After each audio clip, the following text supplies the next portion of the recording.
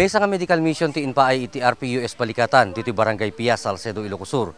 Ket itamit nga matendar di kiti kabangibang nga barangay nga asideg iti nasao a lugar. Tinasao nga medical mission ket napasamak JPS Elementary School, ilit Salcedo. Dita nga impaay dati medical, pediatric, dental, optometry, ken circumcision.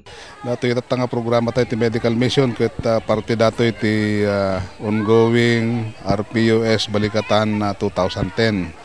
Nga tatak iti iso ti umuna nga medical and dental mission dito'y Barangay Pias, Salcedo, Ilocos Sur. Dakkel ayaman ti principal tinasao nga pagadalan ken dagiti bumarangay. Ti pinakisasarita mi kanyada ket detoy tinakunada.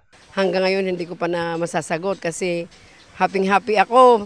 Ang saya namin dito kasi ilang eskwela, complete elementary dito sa Salcedo, kami pa ang napili dito. Ay agyaman kami at malaking malaking tulong nga kaming mga taga barangay, halos wala kaming sapat nga ibili ng mga gamot pag-examine. So I'm very thankful to our Lord and then to the Balikatan na umayidpoy nga tumulong kada kami.